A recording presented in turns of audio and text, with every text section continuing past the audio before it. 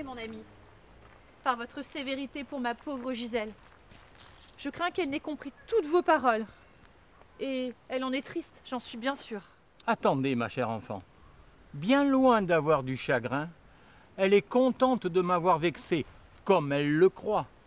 Elle m'a peiné, en effet. Et vous aussi, par votre faiblesse et votre confiance aveugle en ses paroles. Ma faiblesse? Comment? Au moment où je l'oblige à m'obéir malgré ses larmes, vous m'accusez de faiblesse? Mais que fallait-il donc faire? Il fallait ouvrir les yeux, mon enfant, et voir que sa feinte amitié pour moi, que sa demande en grâce pour son oncle et sa tante, que sa prétendue étourderie en parlant de mon âge et en rapportant les propos des tantes de Montclair, que tout cela était fausseté et mensonge. Et maintenant, ma chère enfant, dites-moi ce que vous avez à me dire.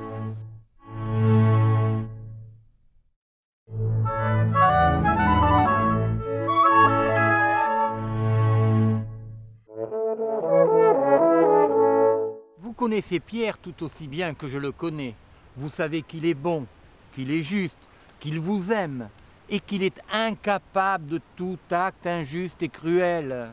Alors, vous ne croyez pas ma fille? Je ne la crois pas du tout. D'abord, elle est en colère contre son oncle et sa tante qui ont dû l'empêcher de faire quelques sottises. Ensuite, elle ne dit pas toujours les choses telles qu'elles sont. Je vous propose d'aller voir votre frère. Je vous rapporterai ses explications. Merci. Merci mille fois, mon ami. Et amenez Pierre avec vous. J'ai à lui parler.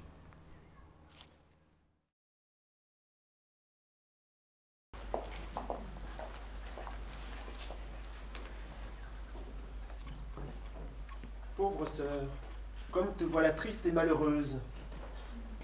Tu as réellement cru que j'avais torturé ta fille? Oui, Pierre. Mon bon Pierre, pardonne-moi. Oui, je t'ai cru méchant et cruel pour ma pauvre Gisèle. J'ai cru... Si tu savais combien il m'est difficile et douloureux de croire Gisèle coupable de mensonges, de méchanceté, de fausseté. J'aime tant cet enfant. La seule, hélas, que le bon Dieu m'ait donnée. Mais s'il te plaît, Pierre, rends-moi un grand service. Va me chercher Gisèle. Et reste avec moi pour me donner le courage dont j'ai besoin. Ta mère te demande, Gisèle. Viens au salon. Pas avec vous toujours. Super, avec moi. Ta maman le veut. Maman le veut si je veux. Tu te trompes, ma fille. Je te répète que ta maman le veut, entends-tu? Elle le veut, et tu vas venir. Approche, Gisèle. Pierre, viens t'asseoir près de moi. Gisèle, tu m'as trompée. Ta conduite a été très mauvaise. Elle m'a beaucoup affligée. À l'avenir, je ne croirai plus en tes paroles. Je sais maintenant à quel point tu sais mentir. Ma trop grande faiblesse fera place à de la sévérité. Tu entends? Et maintenant, va dans ta chambre. Je ne veux pas te voir jusque demain. Maman, ma bonne petite maman, je savais plus ce que je disais en revenant de chez mon oncle. Croyez-moi, ma bonne petite maman, je ne recommencerai pas. Croyez-moi, et laissez-moi avec vous. Courage, ne cède pas. Non, non, Gisèle. Non, non, je ne te crois pas. Maman. Non, allez, obéis, va dans ta chambre. Pierre, emmène-la, s'il te plaît. Non, maman.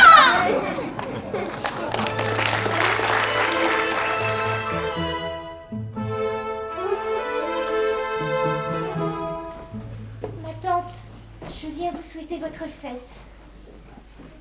Merci Gisèle, de ta visite et de ton bouquet.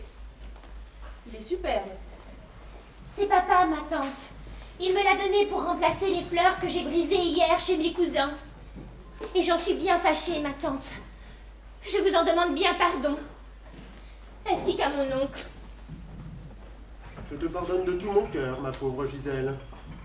Et je souhaite que ton repentir soit sincère. Est-ce ta maman qui t'a envoyé ou bien es-tu venue de toi-même? C'est maman, mon oncle. Je n'aurais pas osé venir si elle ne me l'avait dit. Et pourquoi n'aurais-tu pas osé, Gisèle? Tu sais à quel point ton oncle est bon. Il t'a pardonné tant de fois. Il aime tant ta maman. Oui, mais il n'aime pas papa. Il ne faut pas croire cela, ma fille. Je suis juste moins lié avec lui qu'avec ta maman, qui est ma sœur et mon amie d'enfance. N'as-tu pas des excuses à faire aussi à ta tante Laurence? Ah, maman ne me l'a pas dit. Mais ton cœur, si tu en as un, doit te le dire. Pardonnez-moi, ma tante. Je te pardonne, ma pauvre fille, et que le bon Dieu te vienne en aide pour te corriger et regagner notre affection à tous. Mon oncle, j'allais jouer avec Georges et Isabelle. Vas-y, ma petite. Que pensez-vous du repentir de Gisèle? Je ne le crois ni sincère ni profitable. Elle a obéi à Léontine parce qu'elle a vu qu'elle devait céder. Si Léontine pouvait continuer ce qu'elle a commencé, Gisèle serait tout autre dans peu de mois. Et toi, Blanche, tu ne dis rien? Que veux-tu que je dise, mon bon Pierre? Je vois bien que vous avez tous raison, mais j'aime beaucoup Léontine et il m'est très pénible de la blâmer. Papa, venez vite s'il vous plaît. Toute l'eau s'en va. Nous n'arrivons pas à fermer le robinet du jardin et Gisèle qui l'a ouvert n'arrive pas à le fermer non plus. Gisèle fait des siennes à ce que je vois. Comme toujours, elle ne fait que cela.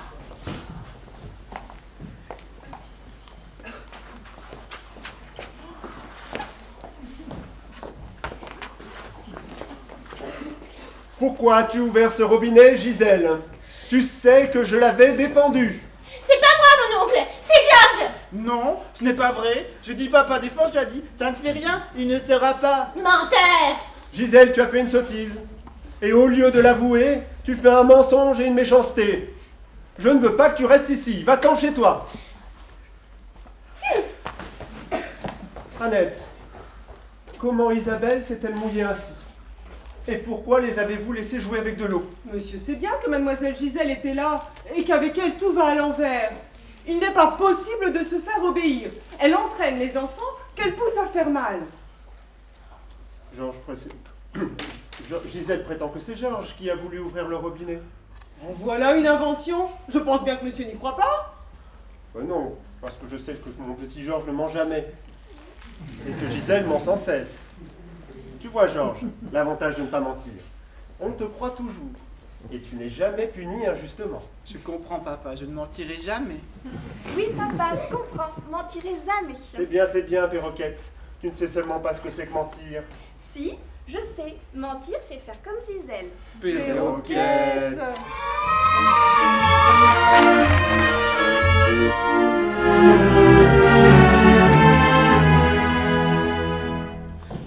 Ma bonne petite maman. J'ai demandé pardon à mon oncle, à mes tantes, comme vous me l'aviez ordonné. Comme récompense, j'aimerais que vous me donniez un bal pour m'amuser. Un bal? Mais ma chère petite bien-aimée, tu es trop jeune pour aller au bal. Et comment donnerais-je un bal et pour quelle raison? Et que dirait papa? Mais pour me faire plaisir, ma bonne petite maman. Est-ce que vous ne voulez pas faire plaisir à votre pauvre petite Gisèle? Quant à papa, il ne dira rien si vous me laissez faire. Je le câlinerai, je le supplierai. Il voudra bien, j'en suis sûre. Alors, petite mère, oui. Pas encore, mon enfant chéri, pas encore. Laisse-moi réfléchir. Ah ben, je veux un bal. Et si je n'ai pas, je ne vous aimerai pas. Vous verrez ça.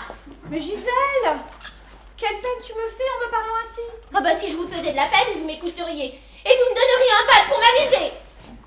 Qu'est-ce qu'il y a donc? Pourquoi mon cher amour de fille est-elle toute triste? Et vous, Léontine, vous avez l'air fâchée. Est-ce que vous grondez ma Gisèle par hasard?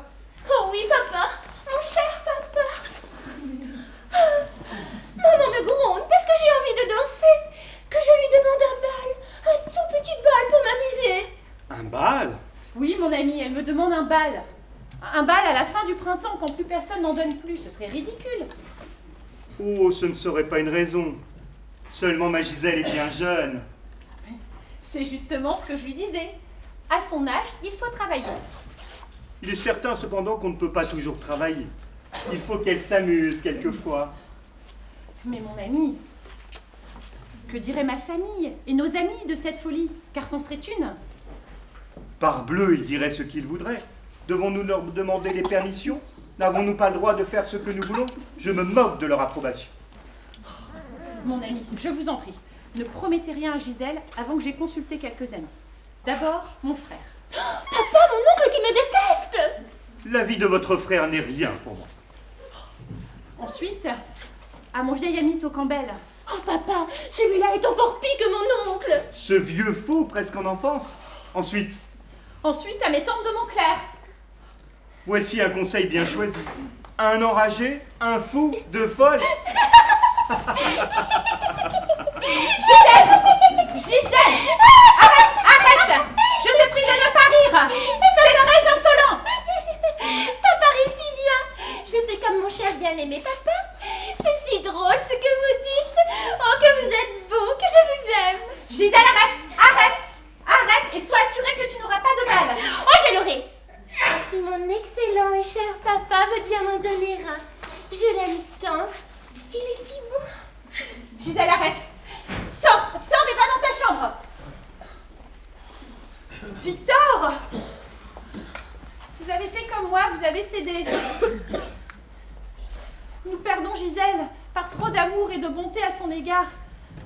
Nous préparons son malheur et le nôtre.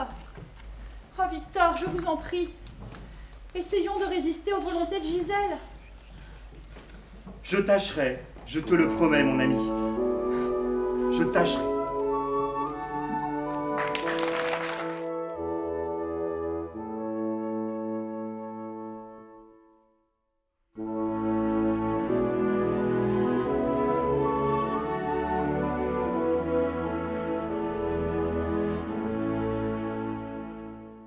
Mademoiselle Tom était chargée de l'instruction de Gisèle. Alors que ma nièce devait suivre une leçon, nos tantes Gertrude et Germaine de Montclair, accompagnées de notre ami Monsieur Tocambel, étaient en visite chez notre sœur Léontine. Léontine, Germaine, chère Tom, laissez-moi donc avec Gisèle suivre la leçon de Mademoiselle Tom. Mademoiselle Gisèle, nous allons faire une répétition de la semaine passée. Prenons l'histoire de France et puis l'histoire sainte. Alors, comment appelait-on le roi Louis XIV? Ce n'est pas difficile. C'était le roi nuage. Comment nuage? Tu veux dire le roi soleil? Non, ma tante. Mademoiselle Tom m'a dit que c'était le roi nuage. Mademoiselle Gisèle, vous savez que c'est le roi soleil. Bon, parlez-moi plutôt de Jeanne d'Arc, que vous connaissez si bien. Jeanne d'Arc est née à Dorémy-Fassol. Elle fut une grande combattante de la guerre de 1000 ans. Elle fut guillotinée, la malheureuse, parce qu'elle n'avait pas réussi à combattre les Anglais avec son arc et ses flèches. Mademoiselle Gisèle, devant votre tante! Mais je dis ce que vous m'avez appris. Quoi? Que faut-il dire? Je sais pas, moi. Oh, mais c'est très joli. Je vois que tu es encore plus forte que moi comme ignorance. Laissons la France, Mademoiselle Tom, et passons à l'histoire sainte. Je ne sais pas ce qui prend à Mademoiselle Gisèle. Elle savait cela sur le bout des doigts. Bon, je vais t'interroger. Gisèle, comment s'appelait le fils d'Abraham? Le fils d'Abraham? Ah oui, je sais, c'était Noé. Oh, de mieux en mieux, bravo. Laissez donc, Mademoiselle Tom. Très bien, ma fille, très bien. Tu es forte aussi sur l'histoire sainte. Hein? Oh, Mademoiselle Tom, vous avez là une élève, mais qui vous fait honneur.